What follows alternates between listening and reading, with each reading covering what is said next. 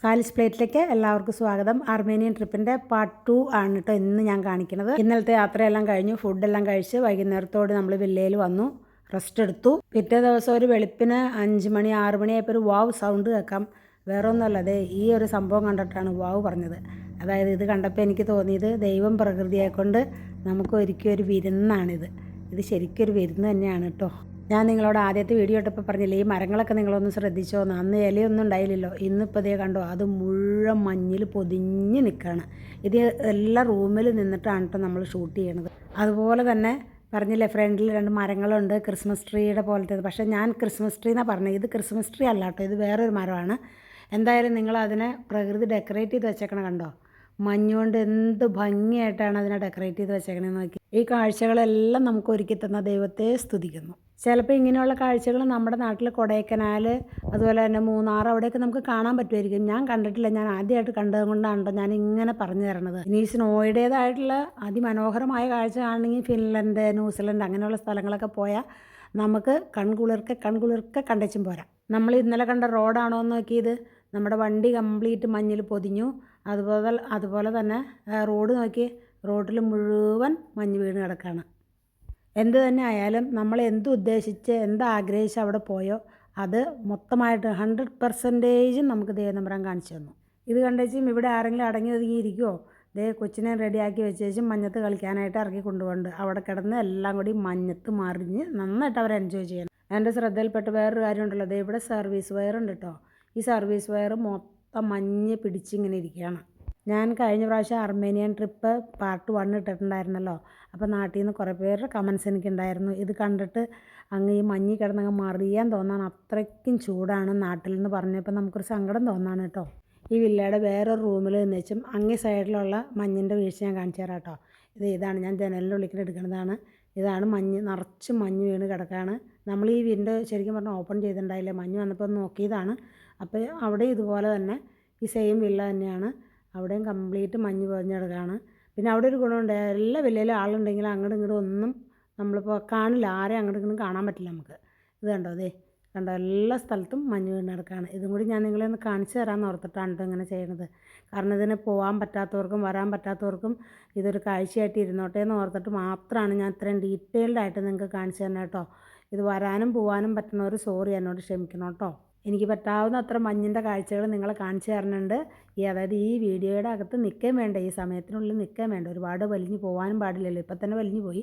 ഇനി നമുക്ക് ഇവിടെ നിന്ന് കുറച്ച് ഫോട്ടോസൊക്കെ എടുക്കേണ്ട. എന്തായാലും 12 മണിയോടുകൂടി നമുക്ക് ചെക്കൗട്ട് ചെയ്യണം. എന്തായാലും ഇവിടെ വന്ന സ്ഥിതിക്ക് നമ്മളിത് ഈ പ്രകൃതി തന്ന ഈ ഭംഗി നല്ലപോലെ ആസ്വദിച്ചതിന് ശേഷമേ പോകണുള്ളൂ. അവനെൻ്റെ ആഗ്രഹപ്രകാരം ഫോട്ടോസെല്ലാം എടുത്തു കഴിഞ്ഞു. ഇനി നമ്മൾ ഇവിടെ നിന്ന് യാത്ര പുറപ്പെടാണ്. ഇപ്പം നമ്മൾ ഇവിടുത്തെ ഒരു പുരാതന കാലത്തുള്ളൊരു പള്ളിയുടെ അവിടേക്കാണ് പോകുന്നത്. ഇത് നമ്മൾ താമസിച്ചിരുന്നതിൻ്റെ തൊട്ടടുത്ത് തന്നെയാണ്. പള്ളിയുടെ അവിടെയും മുഴുവൻ മഞ്ഞ് വീണ് കിടപ്പുണ്ട്. പക്ഷേ നമ്മൾ പള്ളിയുടെ അവിടേക്ക് ഇപ്പം ചെന്നപ്പോൾ നല്ല രൂപത്തിൽ മഴ പെയ്യുന്നുണ്ട്. എന്തായാലും നമ്മൾ പള്ളിയിലേക്ക് പോവാണ്. അതിൻ്റെ സൈഡിലായിട്ട് ഇങ്ങനെ സോവനീറിൻ്റെ ഒരു ചെറിയ കടയുണ്ട്. അതൊക്കെ ഉള്ളൂ ഇവിടെ, വേറെ കാര്യമായിട്ടൊന്നും തന്നെ ഇല്ല. അപ്പോൾ നമ്മൾ പള്ളിയിലേക്ക് പോകണ ഇത് കണ്ടോ, ആ പാത്തൊക്കെ നല്ല ക്ലിയറായിട്ട് കിടക്കുന്നുണ്ട്. മഞ്ഞ് പെയ്തെന്നുണ്ടെങ്കിലും അതിങ്ങനെ അവർ മാറ്റി കൊടുക്കുന്നുണ്ട്. നമ്മൾ എൻ്റർ ചെയ്യാണ് പള്ളിയുടെ അകത്തേക്ക്. അപ്പോൾ കയറുമ്പോൾ തന്നെ നമ്മൾ കാണുന്നത് ഇതാണ്. അതായത് നമ്മുടെ പള്ളിയിലെ മോണ്ടകം എന്ന് പറയുന്ന സംഭവം ഉണ്ടല്ലോ, അതാണിത്. ഇവിടെ എല്ലാവർക്കും ക്യാൻഡിൽ കത്തിക്കാനും അത്യാവശ്യം നിന്ന് പ്രാർത്ഥിക്കാനും ഒക്കെയുള്ള ഒരു ഏരിയയാണ്. ആ ഏരിയ ഇച്ചിരി വലിയ ഏരിയ ആണ് കേട്ടോ. അതിന് ശേഷമാണ് നമ്മൾ പള്ളിയിലേക്ക്, മെയിനായിട്ടുള്ള ചർച്ചിലേക്ക് നമ്മൾ കയറാണ്. ആ പള്ളിയിലേക്ക് കയറുന്ന സമയത്ത് നല്ല കുന്തിരിക്കത്തിൻ്റെ മണം വന്നു. അതിൻ്റെ കാരണം വേറെ ഒന്നുമല്ല, അവിടെ കുർബാന കഴിഞ്ഞ് അവർ കുറച്ച് മുമ്പങ്ങ് ഇറങ്ങിപ്പോയിട്ടേ ഉള്ളൂ പള്ളിയിൽ നിന്ന്. ഈ പള്ളിയിൽ ഞാൻ കണ്ട ഒരു പ്രത്യേകത എന്താണെന്ന് വെച്ചിട്ടുണ്ടെങ്കിൽ, കയറി പോകണ മദ്ബയിലേക്ക് കയറാനുള്ള സ്റ്റെപ്പാണിത്. അത് എന്ന് പറഞ്ഞിട്ടുണ്ടെങ്കിൽ വളരെ ഒരാൾക്ക് കറക്റ്റ് കയറി പോകാനുള്ള സ്ഥലമേ ഉള്ളൂ. ഈ മദ്ബായക്ക് നല്ല ഹൈറ്റാണ്. ഈ സ്റ്റെപ്പ് കഴിഞ്ഞിട്ടുള്ള ബാക്കിയുള്ള സ്ഥലത്ത് ഇവർ ഫോട്ടോസ് വെച്ചേക്കാണ്. അതുപോലെ തന്നെ ഹൈക്കലയുടെ അകത്ത് നമസ്കാര മേശയുണ്ട്. ആ കയറി പോണ ആ ഒരു സ്ഥലത്ത് അവർ ഗ്രില്ല് വെച്ചിട്ട് ഒരു ചെറിയ ഡോറുണ്ട്, തുറക്കാവുന്നതും അടയ്ക്കാവുന്നതും. ഇങ്ങേ സൈഡിൽ കുറച്ച് ചെയറുകൾ അറേഞ്ച് ചെയ്തിട്ടിട്ടുണ്ട്. ഇത് ഒരുപാട് പഴയ ഒരു പള്ളിയാണ്. അത് കാണുമ്പോൾ തന്നെ നമുക്കറിയാം. അതിൻ്റെ കൺസ്ട്രക്ഷനും ബാക്കിയുള്ള കാര്യങ്ങളൊക്കെ നമുക്ക് നോക്കിക്കഴിഞ്ഞിട്ടുണ്ടെങ്കിൽ അറിയാൻ പറ്റും. അതായത് ഈ പള്ളിയുടെ ഭിത്തി കാണുമ്പോഴും അതിൻ്റെ ആ വിൻഡോ ഒക്കെ അറേഞ്ച് ചെയ്തേക്കണ കാണുമ്പോഴും നമുക്ക് മനസ്സിലാവും ഇത് എന്തോരം പഴയ പള്ളിയാണെന്നുള്ളത്. ഈ പള്ളിയുടെ അകത്ത് കയറി കഴിഞ്ഞപ്പോൾ ഞാൻ എല്ലാവർക്കും വേണ്ടി പ്രാർത്ഥിച്ചിട്ടുണ്ട്. ലോകത്ത് എമ്പാടുമുള്ള എല്ലാവർക്കും വേണ്ടിയിട്ട് പ്രാർത്ഥിച്ചിട്ടുണ്ട്. പ്രത്യേകിച്ച് എന്നെ അറിയാവുന്ന എല്ലാ ആൾക്കാരും പ്രാർത്ഥന പറഞ്ഞ എല്ലാവർക്കും വേണ്ടിയിട്ട് പ്രത്യേകം പ്രാർത്ഥിച്ചിട്ടുണ്ട് കേട്ടോ. നമ്മുടെ നാട്ടിലെ പള്ളി പോലെ അങ്ങനെ ഒരുപാട് ആൾക്കാരൊന്നും കൂടുന്ന സ്ഥലമല്ല. ഈ ബെഞ്ചുകൾ കാണുമ്പോൾ നിങ്ങൾക്ക് അറിയാമല്ലോ, അതിൻ്റെ അകത്ത് തന്നെ മുഴുവൻ ഇരിക്കാനായിട്ട് ആൾക്കാരുണ്ടെന്ന് നമുക്കറിയില്ല. എന്തായാലും നമ്മൾ പള്ളിയിൽ വിസിറ്റ് ചെയ്തു, പ്രാർത്ഥിച്ചു, നമ്മൾ പുറത്തേക്ക് ഇറങ്ങുകയാണ്. ഈ സെയിം കോമ്പൗണ്ടിൽ തന്നെ ഒരു പള്ളിയും കൂടി ചേർന്ന് തന്നെയുണ്ട്. അതിൻ്റെ കാരണം എന്താണെന്ന് എനിക്കറിയില്ല. ഒരു ചെറിയ പള്ളിയും ഒരു വലിയ പള്ളിയാണ്. ഇവിടുത്തെ ബോർഡുകളിലെല്ലാം ഈ കുറച്ച് അത്യാവശ്യമൊക്കെ ഇംഗ്ലീഷ് എഴുതി വെച്ചിട്ടുണ്ടെന്നുണ്ടെങ്കിൽ ഇവിടുത്തെ ആൾക്കാർക്ക് ഇംഗ്ലീഷ് കൈകാര്യം ചെയ്യാനായിട്ട് കുറച്ച് ബുദ്ധിമുട്ടാണ്. അർമേനിയൻ ലാംഗ്വേജാണ് അവർ കൂടുതലായിട്ട് യൂസ് ചെയ്യണത്. ഇപ്പോൾ ഇതേ നമ്മൾ വീണ്ടും നമ്മുടെ യാത്ര തുടരാണ്. അപ്പം നമ്മളുടെ ഉദ്ദേശം എന്താണെന്ന് വെച്ചിട്ടുണ്ടെങ്കിൽ നാളെയാണ് നമ്മുടെ ഫ്ലൈറ്റ്. അപ്പോൾ നമ്മൾ ഇന്ന് പോയിട്ട് ഒരു വില്ലയിൽ രാത്രി സ്റ്റേ ചെയ്യുക. അതിനുശേഷം നാളെ രാവിലെ എണീറ്റിട്ട് പോവുക. അതായത് ഈ വില്ല എന്ന് പറയുന്നത് നമ്മൾ എയർപോർട്ടിൻ്റെ തൊട്ടടുത്താണ് എടുത്തേക്കണത്. ഇത്രയും ദൂരത്തു നിന്ന് നമുക്ക് എയർപോർട്ടിലേക്ക് എത്തുമ്പോൾ വല്ല ട്രാഫിക് ജാമൊക്കെ കിട്ടുമോ എന്നുള്ള പേടി കൊണ്ടാണ് നമ്മൾ അങ്ങനെ ചെയ്തേക്കണത്. എന്തായാലും നമ്മൾ ട്രാവൽ ചെയ്യുന്ന സമയത്ത് നല്ല മഴ നമുക്ക് കിട്ടുന്നുണ്ട്. മഴയുടെ ശല്യമുണ്ട്, അത്ര ക്ലാരിറ്റി ഉണ്ടാവില്ല. എന്നിരുന്നാൽ പോലും ഞാനീ പോണ വഴികളെല്ലാം ഇതുപോലെ ഒന്ന് റെക്കോർഡ് ചെയ്യണുണ്ട്. അപ്പോൾ അത് നിങ്ങൾക്ക് വന്ന് കാണാൻ പറ്റാത്തവർക്കൊക്കെ ഇത് ഉപകാരപ്പെടുമെന്ന് ഞാൻ വിചാരിക്കണം. ഇതൊക്കെയാണ് നമ്മൾ പോണ വഴിയിൽ കാണാവുന്നത്. ആദ്യത്തെ പാർട്ട് 1 ഞാൻ പറഞ്ഞ പോലെ സാമ്പത്തികമായിട്ട് അത്ര ഉന്നതിയിൽ നിൽക്കുന്ന രാജ്യമൊന്നും അല്ല അർമേനിയ. അതൊരു പാവപ്പെട്ട രാജ്യമാണ്.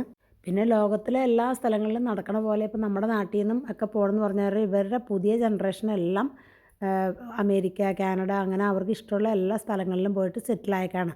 ഈ ഒരു 60 എബോവ് അല്ലെങ്കിൽ 50 എബോവ് ആയിട്ടുള്ള ആൾക്കാരൊക്കെ ഇവിടെ നമുക്ക് കൂടുതലായിട്ട് കാണാൻ പറ്റണുള്ളൂ. അതായത് നമ്മൾ പോണ വഴിക്ക് തന്നെ നല്ല മഞ്ഞുമലകൾ കിടക്കണ കാണാം അല്ലേ. ദൂരെ നിന്ന് കാണാനൊക്കെ ആയിട്ട് നല്ല ഭംഗിയുണ്ട്. പക്ഷേ ഇവിടെ ഒന്ന് ഇറങ്ങാനോ നിൽക്കാനോ ഒന്നും നമുക്ക് പറ്റില്ല. എൻജോയ് ചെയ്ത് അനീഷ് വണ്ടി ഓടിക്കണു. കുശലങ്ങൾ പറഞ്ഞ് ഡാഡി സൈഡിൽ ഒരു സ്ഥലത്തുണ്ട്, ഞങ്ങൾ എല്ലാവരും ബാക്കിലുണ്ട്. അതെല്ലാം എൻജോയ് ചെയ്ത് ഞങ്ങളും പോവുകയാണ്. ഞങ്ങൾ വന്ന ദിവസം ഇവിടുത്തെ ഓഫ് ഡേ ആയിരുന്നു, അതായത് ഞായറാഴ്ച.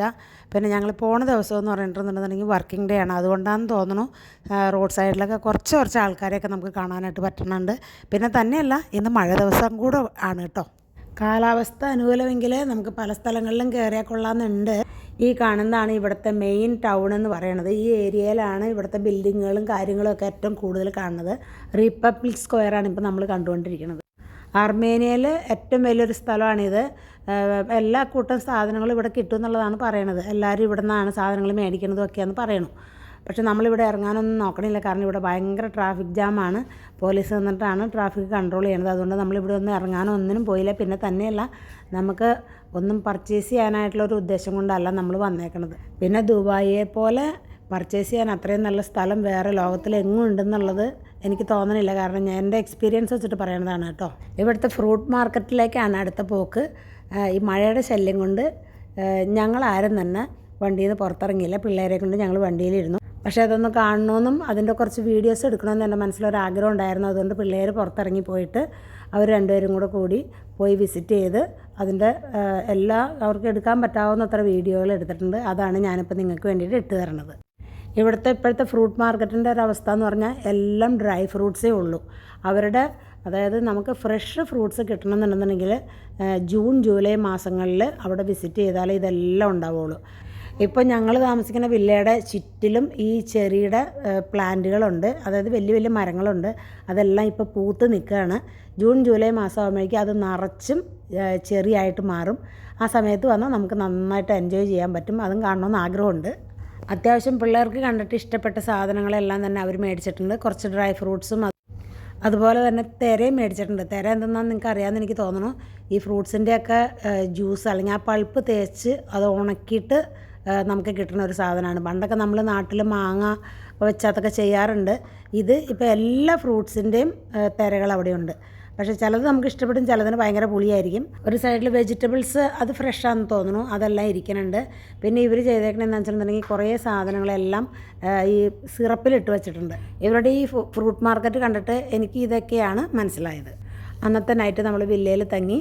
പ്രത്യേകാലം ഒന്നും തന്നെ പറയാനില്ലാത്തതുകൊണ്ട് ഇതേ നമ്മൾ തിരിച്ചു പോരാനായിട്ട് എയർപോർട്ടിലേക്ക് എത്തിയേക്കാണ്. അപ്പോൾ തൽക്കാലം നമുക്ക് അർമേനിയയുടെ ഒരു ബൈ ബൈ പറയാം. തൽക്കാലത്തേക്കെന്നല്ലേ നമുക്കും പറയാൻ പറ്റുള്ളൂ. നാളെ നമ്മൾ വരുമോ ഇല്ലെന്നുള്ളത് അറിയില്ലല്ലോ. എയർപോർട്ടിലേക്ക് കയറി കഴിഞ്ഞപ്പോൾ നമുക്ക് കുറച്ച് ജോലികളൊക്കെ ചെയ്ത് തീർക്കാനുണ്ട്. വേറെ ഒന്നുമല്ല, നമ്മൾ ഇവിടെ നിന്ന് റെൻ്റേ കാർ എടുത്തിട്ടുണ്ടല്ലോ, ആ റെൻ്റേ കാർ നമ്മൾ കൊണ്ടുപോയി അവരുടെ കയ്യിൽ തന്നെ തിരിച്ച് ഏൽപ്പിച്ച് എന്നിട്ട് വേണം നമുക്ക് പോരാനായിട്ട്. അപ്പോൾ അത്രയും സമയം ഞങ്ങൾ എയർപോർട്ടിൽ ഇരിക്കുകയായിരുന്നു. ആ സമയത്ത് കുറച്ചൊക്കെ നമ്മളൊന്ന് എയർപോർട്ടിൻ്റെ അവിടേക്കൊന്ന് ഷൂട്ട് ചെയ്തു. എയർപോർട്ടിൽ നിന്ന് അത്യാവശ്യം നല്ല തിരക്കുണ്ടായിരുന്നു. അവിടെ വെച്ച് നമ്മുടെ ഇന്ത്യക്കാരായ കുറച്ച് പേരെ പരിചയപ്പെട്ടായിരുന്നു. അതായത് അർമേനിയയിൽ ജോലി ചെയ്യണ കുറച്ച് പിള്ളേരെ. എമിഗ്രേഷനും കാര്യങ്ങളെല്ലാം കഴിഞ്ഞു. ഞങ്ങൾ അവിടെ ചെറിയൊരു ഡ്യൂട്ടി ഫ്രീ ഷോപ്പുണ്ട്. അപ്പോൾ അതും കൂടി കൂടിയിട്ടൊന്ന് ജസ്റ്റ് അവിടെയൊക്കെ എന്തെങ്കിലും ഉണ്ടോ എന്നൊക്കെ ഒന്ന് നോക്കി. പക്ഷേ ഒന്നും തന്നെ കാര്യമായിട്ട് നമുക്കൊന്നും തന്നെ കിട്ടിയില്ല. ഫ്ലൈറ്റിൻ്റെ സമയമായി. അപ്പോൾ നമ്മളെല്ലാവരും ഫ്ലൈറ്റിലേക്ക് കയറിക്കൊണ്ടിരിക്കുകയാണ്. അപ്പോൾ ഇത് താഴെ കാണുന്ന കാഴ്ചകളാണ് ഇപ്പോൾ ഞാൻ നിങ്ങൾക്കായിട്ട് കാണിച്ചു തരണം. ദുബായിയുടെ ഫ്ലൈറ്റിൽ തന്നെയാണ് നമ്മൾ തിരിച്ച് പോരണതും. ഫ്ലൈറ്റിൽ കയറിയിരുന്നപ്പോൾ രസം തോന്നി. അപ്പോൾ അതുകൊണ്ട് ഞാൻ ബാക്കിലേക്ക് പോയിട്ടൊരു ഫോട്ടോ എടുത്തതാണ് കേട്ടോ. ഒന്ന് ഉറങ്ങി എണിച്ചപ്പോഴേക്കും നമുക്ക് ദുബായിലേക്ക് ലാൻഡ് ചെയ്യാനുള്ള സമയമായി. എത്ര പ്രാവശ്യം നമ്മൾ ഫ്ലൈറ്റിൽ കയറിയിട്ടുണ്ടെന്ന് പറഞ്ഞാലും ടേക്ക് ഓഫ് ചെയ്യണ കാണാനും അതുപോലെ തന്നെ ലാൻഡ് ചെയ്യണ കാണുമ്പോഴുള്ള നമ്മളുടെ വിൻഡോയിൽ കൂടെയുള്ള ആ കാഴ്ച ഉണ്ടല്ലോ, അത് നമുക്ക് എപ്പോഴും ഒരു ക്രേസ് തന്നെയാണ്. അങ്ങനെ നമ്മുടെ അന്നദാതാവായ ദുബായിലേക്ക് നമ്മൾ വീണ്ടും ലാൻഡ് ചെയ്തിരിക്കുകയാണ്. ആർമേനിയൻ ട്രിപ്പിനെ കുറിച്ച് എനിക്ക് അറിയാവുന്നതിൻ്റെ പോലെയെല്ലാം ഞാൻ നിങ്ങൾക്ക് പറഞ്ഞു തന്നിട്ടുണ്ട്. അതിൻ്റെ അകത്ത് ചിലപ്പോൾ തെറ്റുകൾ കാണും, കുറ്റങ്ങൾ കാണും. അതൊക്കെ സദാ എന്നോട് ക്ഷമിക്കുക. നമുക്ക് അറിയാവുന്ന പോലെയൊക്കെയല്ലേ പറഞ്ഞു തരാൻ പറ്റുള്ളൂ. ആർമേനിയൻ യാത്രയുടെ രണ്ടാമത്തെ ഭാഗം ഇവിടെ തീർന്നിരിക്കുകയാണ്. ഈ സമയപരിധിയുടെ ഉള്ളിൽ നിന്നുകൊണ്ട് കാണിക്കാവുന്നത് മാക്സിമം ഞാൻ കാണിച്ചിട്ടുണ്ട്. പക്ഷേ കുറേ എല്ലാം കട്ട് ചെയ്ത് കളഞ്ഞിട്ടുണ്ട് കേട്ടോ. ഞാൻ കുറച്ച് ദിവസത്തേക്കെങ്കിലും അർമേനിയയുടെ ഓർമ്മകളായിട്ട് നമുക്കിങ്ങനെ ഇരിക്കാം. അടുത്തൊരു നല്ല വീഡിയോ ആയിട്ട് കാണുന്നതുവരേക്കും എല്ലാവർക്കും ബൈ ഫ്രം സാലിസ് പ്ലേറ്റ്.